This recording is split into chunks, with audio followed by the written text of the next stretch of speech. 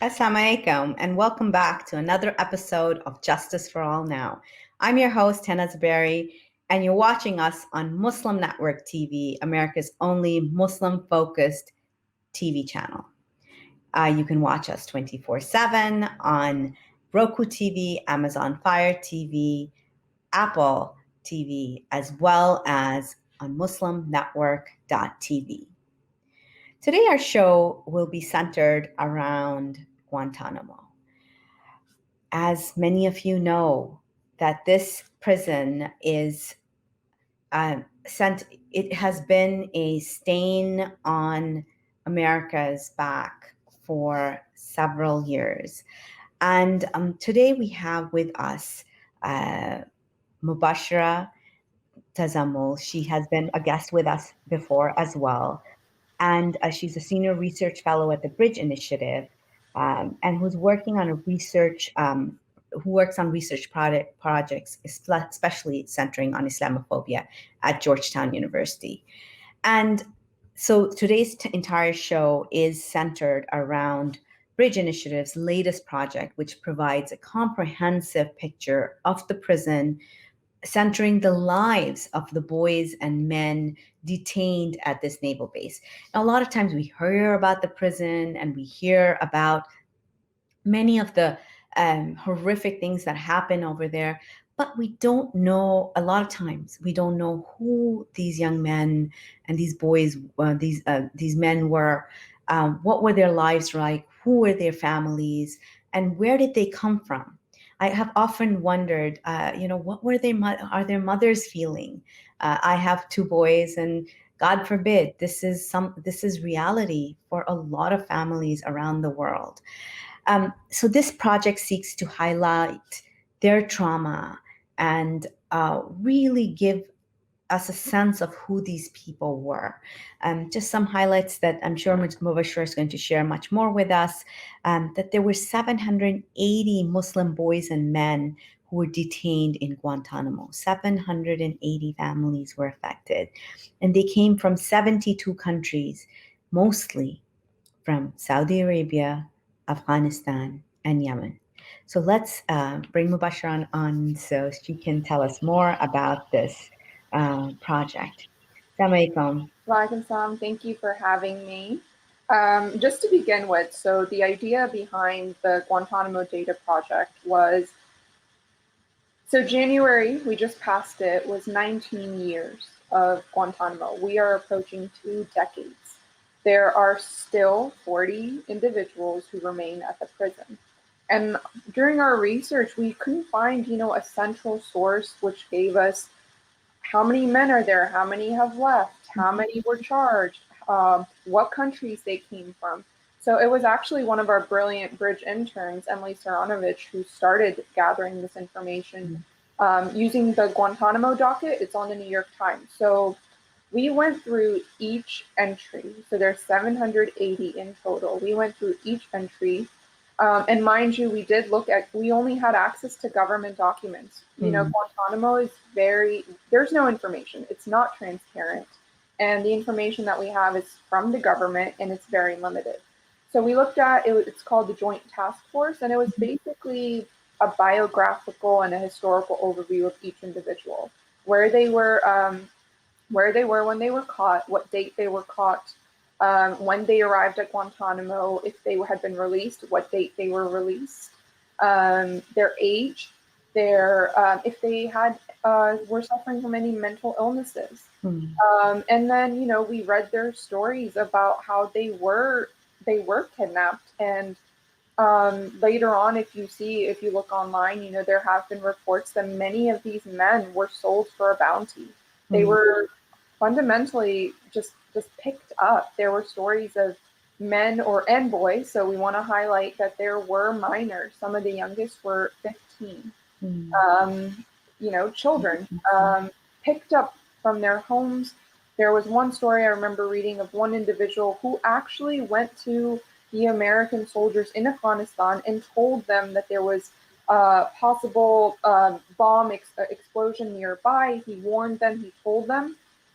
And for that, he was actually picked up and sent to Guantanamo. he actually told them of a dangerous thing that was happening, and they picked him up. And I think one of the stories that'll stick with me from what I read is one of the oldest detainees was 89. He was an Afghan man, 89, picked up, flown halfway across the world to essentially a concentration camp. And there he spent about 5 months before he was, before they said, oh, well, why do we have him here? But the trauma of that, we can't underscore that, and the trauma that their families went through, their communities went through, and there's been no accountability. There's been um, no recognition of what this prison has done to millions of individuals around the world. So tell us more about, so what are we seeing over here? So these were the countries where the men, their nationalities, where they came from. As you mentioned, there's over 70 countries. The primary top three were Afghanistan, Saudi Arabia, and Yemen. So if you highlight it, you can see much of the globe was in Guantanamo. These men came from all different backgrounds.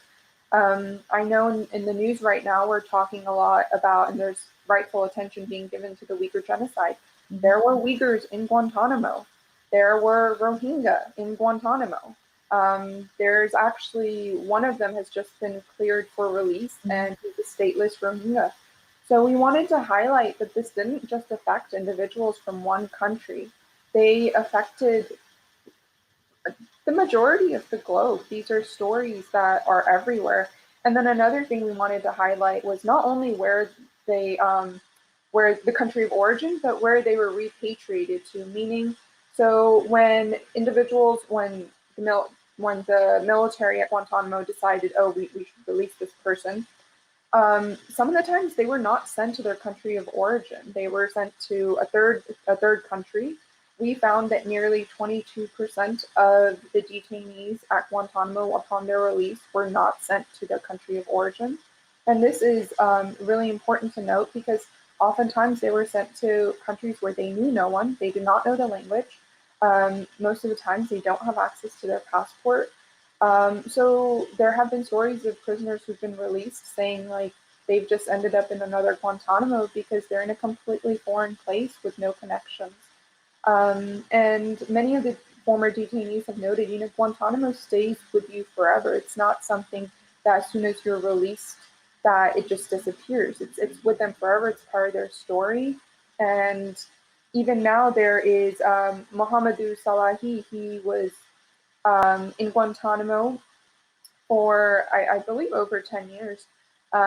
He wrote the book, The Guantanamo Diaries, which has now become a movie, The Mauritanian. He still is trying to, get access to his passport to go and be with his wife and his newborn child. So Guantanamo still affects these individuals even after they've been released. Really, when we think about them and the fact that they were not charged for years and years and years, and when they were, the charges against them, if they were ever charged, some of them, could you give us a little bit of background Yeah. just on that, on what new things did you discover? Because a lot of times this information is out there, but to collate it together and look at trends and patterns, that's what you all have done here. Absolutely. So wanted to highlight, so right now there are still 40 individuals that remain at Guantanamo. 6 of them have been cleared for release. 22 of them are forever prisoners. That means they haven't been charged with anything. They are held under this indefinite law of war detention. They're kind of stuck in this legal black hole. Guantanamo essentially is like legal outer space. Mm-hmm. Under President Bush, he set up Guantanamo and they created this enemy combatant kind of title. And basically that denied these individuals their fundamental human rights, their protections from the Geneva Conventions. So only 7 have been charged in the military commissions. Only two have been convicted, but they're still awaiting sentencing. So they haven't technically been sentenced. Mm. So over 98% of the individuals, the Muslim boys and men who were in Guantanamo, were never charged, and they spent decades in this prison. That is time that you will never get back. That is time completely lost. They had children that were born that they haven't touched. There was a recent open letter by Ahmed Rabbani. He's one of these so-called forever prisoners, and he wrote that he hasn't he hasn't seen his children. He hasn't seen his family over, I believe he's been there for over 16 years. It's going to be almost 3,000 days since he's been on a hunger strike in protest of his detention. And the irony of this whole story is that he was caught under the assumption that he was this wanted person named Hassan Gol or something. Mm-hmm. The US actually caught the person they wanted to catch, Mm-hmm. and they released him for being cooperative. Ahmed Rabbani, it's a case of misidentification, false identification, is still sitting in Guantanamo. Why? And he's ever since with the new administration, the Biden administration, he in his open letter has called on Biden to shut the prison down. A lot of former detainees have written an open letter calling on the new administration to shut this prison down once and for all. Over 100 organizations, including the ACLU, Amnesty, Center for Constitutional Rights, also signed an open letter saying, it's well beyond time to shut this thing down. Yeah. And this was a promise by the Obama administration. And how much does the prison cost the U.S. government? So since it's opened in 2002, this has cost U.S. taxpayers $6 billion. Every year, it's about $380 million. That is taxpayer money being used to illegally detain individuals that have never been charged with a crime on an island in a legal black hole. That money could be going to healthcare, going to education, going to other things, but why is it being spent on violating Muslim men and boys' basic fundamental human rights? We really have to ask that question. What is the need for this? And a bogeyman was created out of these young people. Absolutely. So, and to hear that so many of them were never charged with a crime. I mean, this is something that those of you who are listening or watching need to realize. This is that is the crux of the issue. Like, if this was, if they had been gone through a process, they were charged with something, they were given, they all had lawyers for, I mean, years, lawyers have been flying in and have not had access. And what did you learn about their relationships with that they formed while living in Guantanamo? So you had mentioned the lawyers, and I want to highlight, a lot of their defense attorneys weren't able to, the CIA was spying on the lawyers while they were trying to communicate with their clients. A complete violation of their rights. The government won't hand over documents, that the defense lawyers need in the cases. But a lot of it, honestly, is rooted down into the torture that these men also endured. So when they were picked up in Afghanistan, they were oftentimes taken to black sites around the world. And these were secret, undercover, run by the CIA, where they endured just horrible, horrible torture, waterboarding, sleep deprivation, stress positions, beatings, sexual assault. And then they were brought to Guantanamo, where much of that continued. And there's a whole report by Congress, the Senate report on torture. The government calls it euphemistically enhanced interrogation, but it is torture. And many of these individuals went through that. So a lot of the so-called evidence the government is claiming they have was coerced under torture. And that's why defense attorneys have said, we shouldn't be able to use this because it was taken under torture, which has been proven. it doesn't actually provide you any evidence. Mm-hmm. And I want to highlight one of the things we looked at was the torture program itself. And we also I mentioned we looked at, how many detainees were reported as suffering from some sort of mental illness. It's important to note that the torture program was created by two psychologists. So health professionals were involved, whose basic morals and ethics are to protect and save human lives, were involved in creating this torture program. They were given millions of dollars by the U.S. government to create this program. They provided interrogators at the black sites, and they created the torture methods, the waterboarding.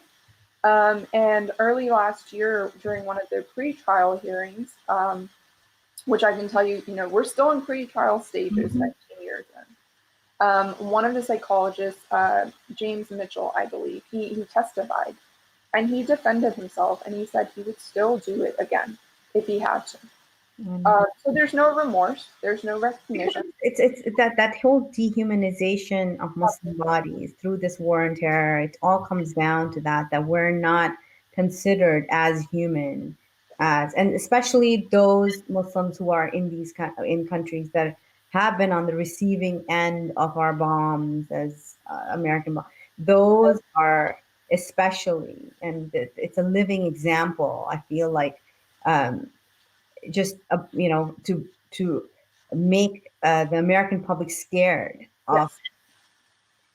And Guantanamo is the result of state-sanctioned Islamophobia. We really wanted to drive that home, that Islamophobia underpins the existence of this military prison.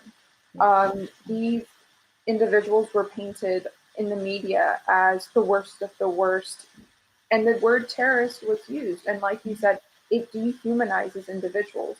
And terrorists, we know for the past at least 2 decades, has uniquely and only been applied to Muslims. And so when you use that term, you say that any sort of punishment, as you can say, is valid. There's no need for human rights. There's no need for due process. You are guilty because you are Muslim. That was essentially what it was, because they haven't been able to prove any of, over 98% were never charged with anything. And so that's one of the things that a lot of activists have been noting, is that we shut Guantanamo down, but we also need to tackle the foundations that let it exist. And that is tackling this framework that frames Muslims as terrorists. And that framework, as you know, Hena, and as you've covered on this show before, it's being used by other countries across the globe to criminalize Muslims. Exactly. I remember several years ago when a sister of a young man who had been entrapped by the FBI, because it's the same system. The FBI entraps them in the United States, and overseas, we bring these young people over, or these young men over, and put them into Guantanamo. And she came up with this terminology of state-sponsored Islamophobia. And then I remember the Coalition to Protect Civil Liberties. Just so we've been seeing this for the past, as you say, 19 years. But the work on the activists who've been working on this have been working along with it for the past this many years. And it's taken this long to actually put that framework in place and get mainstream universities and others to accept it. So it delights me that Georgetown is doing this project. I couldn't have imagined this project 15 years ago. I could not have imagined Muslim organizations talking about Guantanamo 15 years ago, because the ones who did were shunned by the community. They were not, people were too scared. It was too new, too raw. Oh, we're the good Muslims. We don't talk about those bad Muslims over there. So this is a part, so I'm very excited that you guys have taken the step and actually studied them as human beings and highlighted their. So what I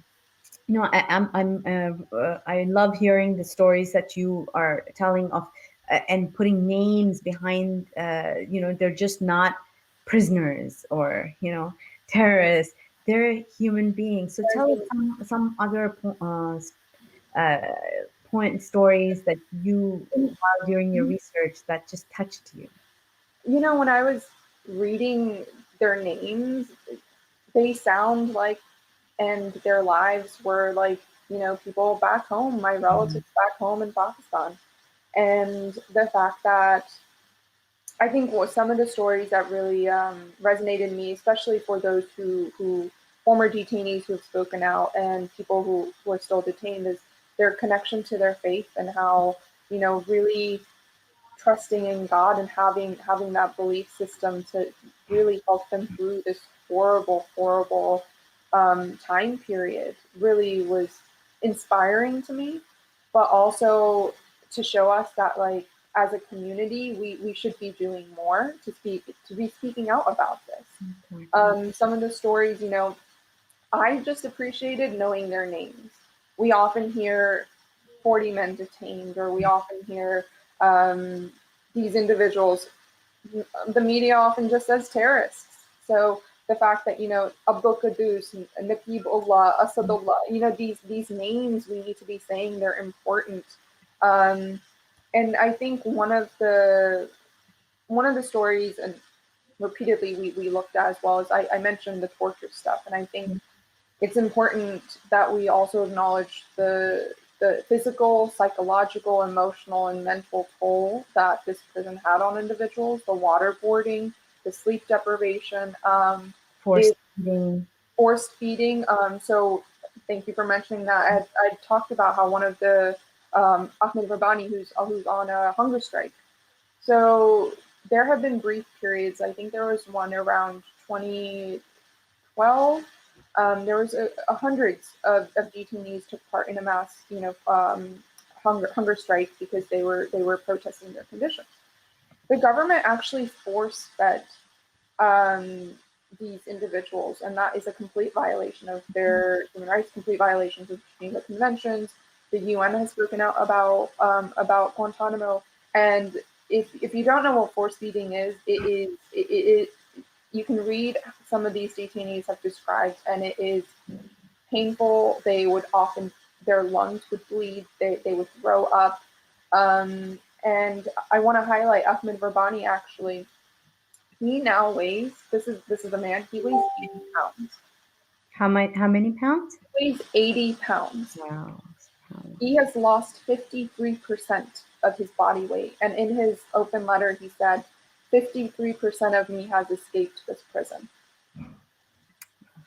And that resonates with me, and that is painful, that is powerful. And he's also, in his open letter, he's a cook. So he cooks for his fellow detainees. So imagine someone who loves food, who loves to cook for other people, but he's not eating.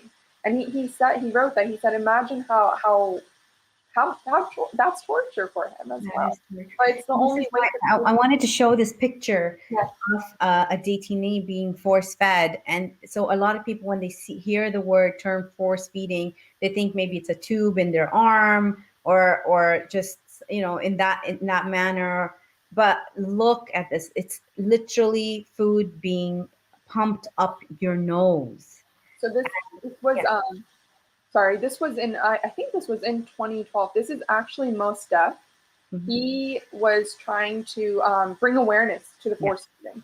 And so he publicly did this. And they tied him down exactly like they do to the individuals in Guantanamo. He has the orange jumpsuit. Mm-hmm. And they put this tube that goes all the way down and goes down. So it goes through your nose. And if you have the stomach for it, it is, I'm going to warn you, it is very, very graphic and painful, but this is what they went through for a long time. And there were, people speaking out about it, but the government, again, with Guantanamo, it seems as if the government and the CIA, FBI, everyone, they kind of have been doing what they've wanted to do. You have fantastic lawyers and fantastic organizations. You have activists who have consistently, for the past 2 decades, been raising awareness about this prison. Um, One of the other things I wanted to mention when you had asked about, more stories is recently the New York Times actually announced Ibrahim Idris. Mm-hmm. He was a Sudanese man who actually just passed away. He was the age of 60, and he passed away as consequences from the torture that he endured at Guantanamo. So I want to point out that many of these men, it's lifelong physical, mental, psychological effects from being there. And his story is very interesting because some of the early images that we have of Guantanamo, and I remember these, I was in middle school, I believe, is Camp X-Ray. That was one of the first camps. So there were numerous camps within Guantanamo. Some of them we never even knew about. Some of them we didn't know about until years later because again, you can't access Guantanamo. So Camp X-Ray was the first camp built. And some of the earliest images that we have are from this camp. So I don't know if you recall, is the individuals wearing, they have their eyes, they're blindfolded, they're handcuffed, they're kneeling on gravel, and you see guards there's wire fence around them. He was one of those individuals in that picture. I remember there was one they're trying to kneel down to pray Yes, as well. yes, yes. He was one of those individuals, and he was held for, I believe, 11 years at Guantanamo. He was never charged. He always said he was innocent. And the fact that, he's 60 is not old. And he passed away from what happened at Guantanamo. So again, we wanted to highlight with this project, and we note this in the conclusion, is that Guantanamo one day hopefully will no longer exist, but we want to remember their stories, and we want people to know that this is something that physically may go away, but it will be within those former detainees. It'll be part of their lives, their families' lives, their communities' lives. A lot of these individuals came from villages, and we know how important community bonds are. And then, in Afghanistan, then after these individuals were detained, now you have drones over, these villages in Afghanistan. So the trauma of that is something that we really need to pay attention to. So there's a quote from Sami Al-Hajj from the report. When I get my release after 7 years, the first child I saw was my son. At that time, he was 8 or 9. I leave him baby and found him as 9 years. The first one I saw in the hospital when they returned me back. In the hospital. The child is my son, Mohammed. We didn't see my child. We didn't see family, just letter from them. And even that letters, they put crossing, censoring some words. That just, subhanAllah, for a crime that you did not do, for you don't even know what crime you're being charged with, Yeah, sold. And many governments were complicit in this as absolutely. well. The Pakistani government was definitely complicit, the Saudi government, the Yemeni government at that time. These men were just handed over as bounty to the agreement with the American guy. You're playing, you're being a partner in this war and terror that was unleashed throughout the world, rather, the war of terror. And one other thing that fascinated me about this too, that so many of them were just in their 20s, early mid 20s, time where you're looking forward to getting married or studying, or even if you're in the village, maybe perhaps now being inheriting your own piece of land to farm. Uh, just the prime, of your life, and subhanallah, to spend 40 years in a place like that. And there was some over the age of 70 as well. Yes, the oldest, as I had mentioned, was 89. 89. I cannot, that I cannot imagine. And I mean, I don't know, don't remember too much, and not that the government documents would say this, but I wonder if he had ever been on a plane before. So Mm. imagine being 89 and these individuals were blindfolded. They had sensory blockers, so they couldn't hear anything, they couldn't see anything. And then being put on a plane and halfway across the world, you end up on this island in a prison, not speaking the language. Um, just Possibly never having seen a white person or a black person before, possibly. Like if you were. absolutely, absolutely. And you had mentioned Samuel Hudge's quote about letters and redactions, and I think that's one other thing we really need to point out is that in Guantanamo, everything it's opaque. Mm-hmm. So the government has access to all the detainees if they write anything, if they draw anything, and the government chooses whether or not that can be shown. So I had mentioned the Guantanamo Diaries by Mohamedou Salahi. It was only published after the government looked at it, and if you have the book, there are pages and pages that have been redacted. This is again, this is information, and this is probably incriminating information that the government doesn't want released. And nobody is going to be held accountable, and that is just what is so egregious about all of this. And when you were talking about the mental health status of these, and a good friend of mine, Dr. Mahan, you've quoted her in the report as well. She's a mental health counselor. A lot of people don't know that about her. That her master's degree is in mental health, and that her PhD was on torture. And she's like the antithesis to the James Wilson, I believe, the psychiatrist. The Mitchell, yeah. Yes. And we should, blast their names out. These people are criminal for what they have done. But here, Dr. Mahat says in your report, in the case of Guantanamo, some doctors have played a role in the government's torture apparatus. Others are employed by the same government that ordered incarcerated people's torture in the first place.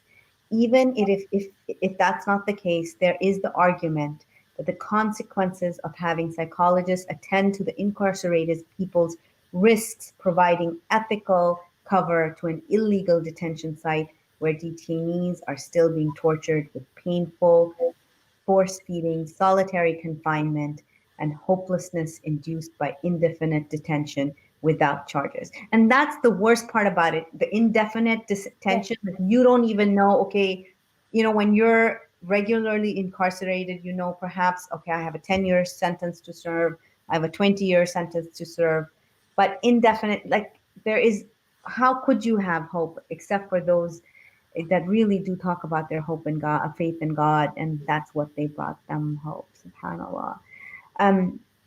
When you were looking at, what were some of the techniques? And I know that they had the force feeding, and those are some of the, but there were others, other techniques that psychologists used. Let's focus a little bit more on those. The waterboarding was one of the prime techniques, and they actually tested it on Abu Zubaydah. And Abu Zubaydah is still in Guantanamo. He's one of those in indefinite, detention. They waterboarded him a total of 83 times. And for those of you who don't know what waterboarding is, essentially they lay you down, they put a towel over your face, they've shackled you, and then they're just dumping water on you. So it's drowning. And they do it to the point where there are doctors in the room. So again, I want to highlight what Dr. Hilal said. Health professionals are very much so involved in what's going on in Guantanamo, what happened in Guantanamo. There were doctors there who would check the pulse to make sure, to just get you to that point of where you could die, and then they would stop. Abu Zubaydah, actually, if you, for the viewers, if they look him up, he drew images of his torture. So he recalled how he was tortured, and he drew, and these are just really powerful. And there's one where they've strung him up from the ceiling by his wrists, and he has I don't know if it's a bullet wound in his leg, but he has an open wound in his leg. So they've hung him from the ceiling. He has a wound on his leg, and most of the time they did this, they were naked. So there was that harassment. They would put them in cold rooms, really, really cold rooms, blast really loud music. So sleep deprivation was a tactic that was used all the time, putting them into very small confined spaces, sometimes putting them in coffins. Sometimes saying in the black sites, I know that there were reports where they would say, if you don't confess or if you don't say that you did this, we have your wife here and someone's going to rape her. These were the threats that were made to them.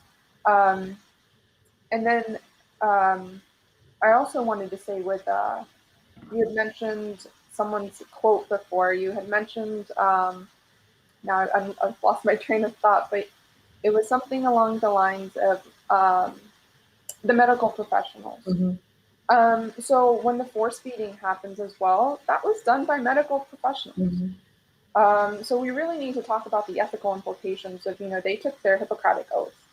And what happened at Guantanamo and what continues to happen is a violation of that Hippocratic oath. Okay. So, and as you had mentioned, James Mitchell and it was Bruce Jensen is the other psychologist. They made millions from this program. Yeah, 81 million, right? They had contracts with the government, and at these black sites, they provided the interrogators. And then going back to Abu Zubaydah, he was actually captured in 2002, but he didn't arrive at Guantanamo until 2006. So for 4 years, he was flown around to different black sites around the world where he was tortured. And there are reports that some of the early, I guess you could call trainee interrogators, practiced their techniques on him. He was almost, as you could say, a guinea pig for their torture tactics. Sorry, go ahead. And even with these torture tactics, like there would be other mental health professionals there to supposedly like at least bring them back from like the brink of, if they were having an episode. But even they were so primed ahead of time to hate the people that they were going to be serving, that and they made to feel scared of them. Yes. That was an aspect that I was especially fascinated by. That if you're going to go in and serve somebody, but you are being told that be careful, they could come after you. Their friends or whatever their cohorts will come after your family. Mm-hmm. How will you be able to go there and serve anybody with any sort of integrity? So Absolutely. that is. And I think to go off of that, if for those of us who remember, right after 9/11, we remember the language in the media. We remember the language being used by the politicians. And it was, overwhelmingly these men are terrorists. They were involved somehow in 9/11. They're just the imagery that was conjured up by the public. When it comes to media, politicians, academics were involved in this. Really painted these individuals as being not human, like you said, it dehumanized them. So if that's all you've been fed, and then say you're someone who's now stationed at Guantanamo, that's what you're going to believe. But I would also think that there's some sort of human soul where you just, personally, I just don't understand how someone could do that. But I wanted to also highlight, you had mentioned the mental health aspect. We documented from the Joint Task Force documents that about 12% of the detainees had been diagnosed. But we want to note that, the people who are diagnosing these individuals are part of the government. So we need to take that into account of how accurate it is. And also point out, so there have been 9 deaths in Guantanamo. I don't think many of the people know that. And I believe 7 of those were supposedly, allegedly, death by suicide. We also, again, this is the government's narrative. We don't know the truth. We don't know what really happened. As I've told you about the torture, people in black sites around the world, and there are reports in Bagram in Afghanistan, which was one of the prisons where they were taken to before they came to Guantanamo. There were people who died there because of the torture that the U.S. had inflicted. And a lot of I want to mention why there were black sites is because they functioned outside of the U.S. legal system. So torture in some countries and using these methods, the U.S. was protecting itself essentially. There were black sites reportedly in, I believe, Romania. In the UAE, there was a black site. In Thailand, there was a black site. So Guantanamo may just be in the U.S., but the larger apparatus behind it is global. A lot of other countries were involved as well. These men were taken on planes. So, there's international element to it that we should also remember.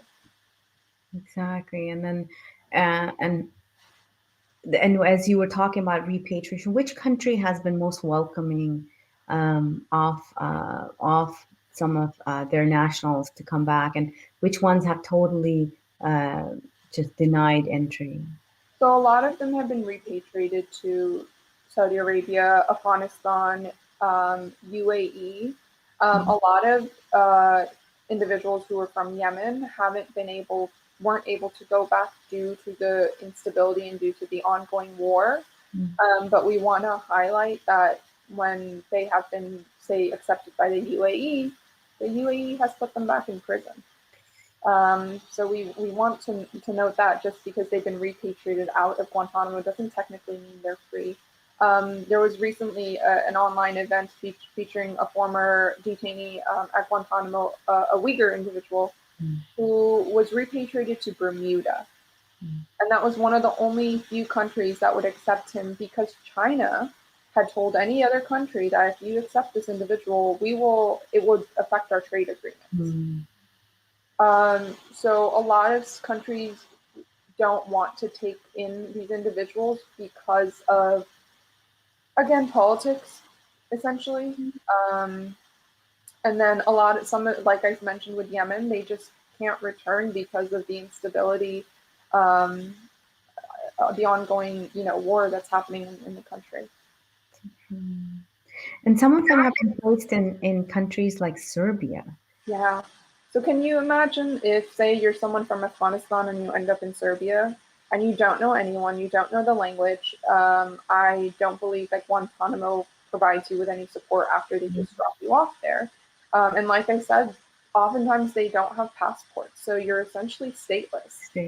A lot of times it's organizations on the ground that are helping these individuals. As I mentioned, Mohamedou Salahi, he's in Mauritania. He's from Mauritania.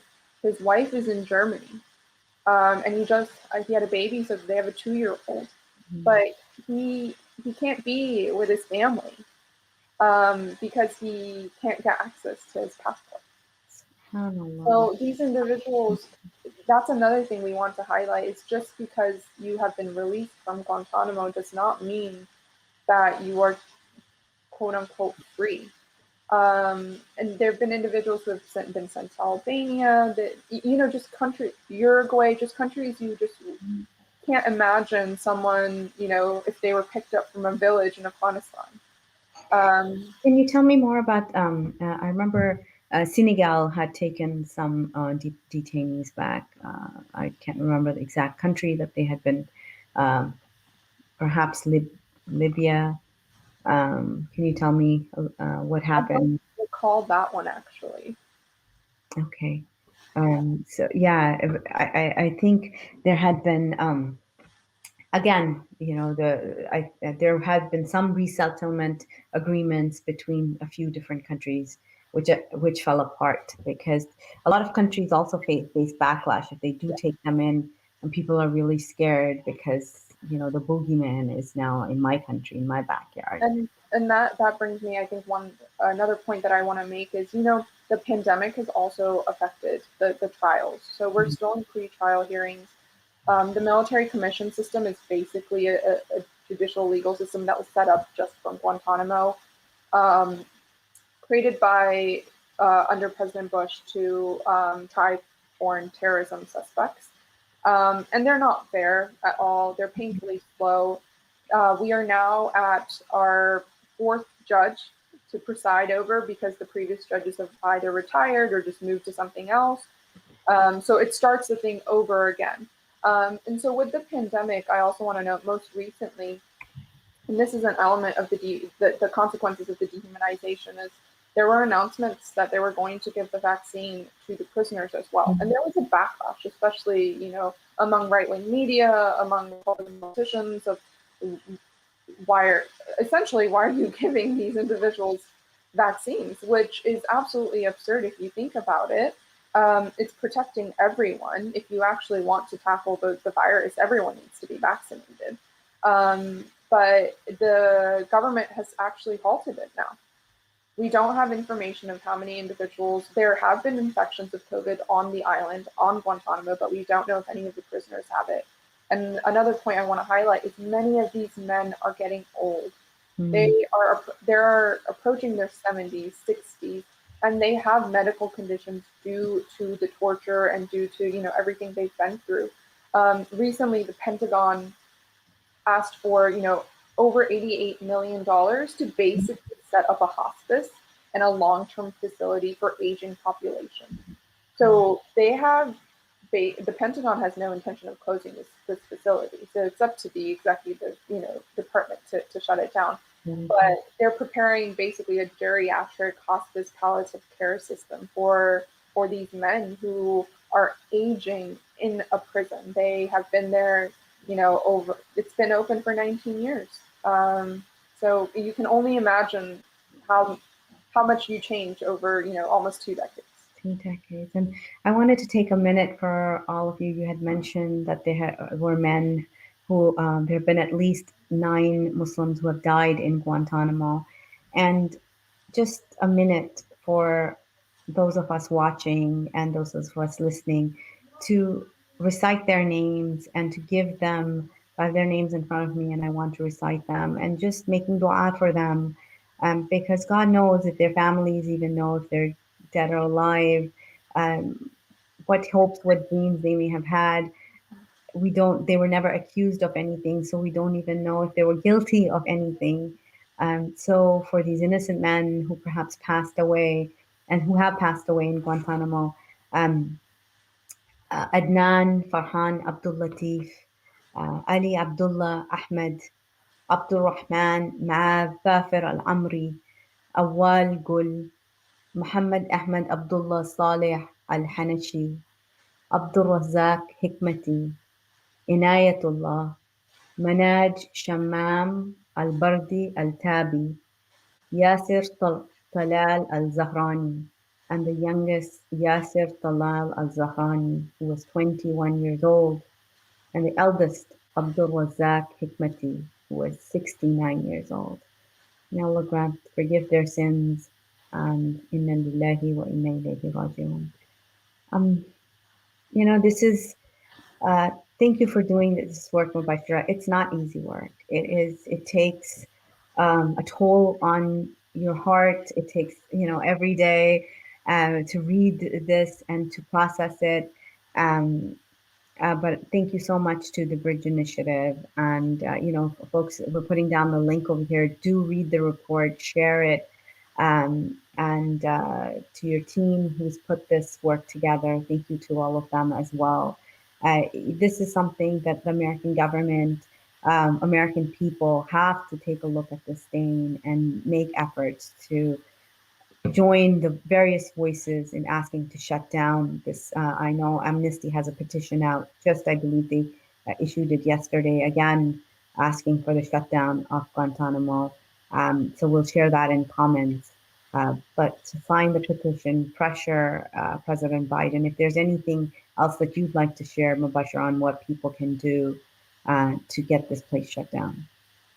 I think, calling your local politicians, asking them to, put pressure on the government.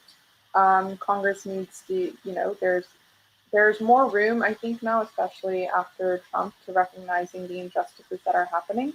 Of course, fundamentally at the root of it is to be aware of what is happening. So do check out the resource, share it, bring awareness to it. Guantanamo has been I think a lot of people have forgotten that Guantanamo still exists. It's still there. There's 40 men that are still there, and we need to continue raising our voices and calling attention to what's happening. Well, thank you so much for joining us, and to all of you, keep watching. We try, and if you have suggestions for any show ideas, please drop us a line at media@justiceforall.org. And thank you to my wonderful producers today, Abdul Wahid and Miriam Tisdale, for being here with us. Thank you so much. Okay.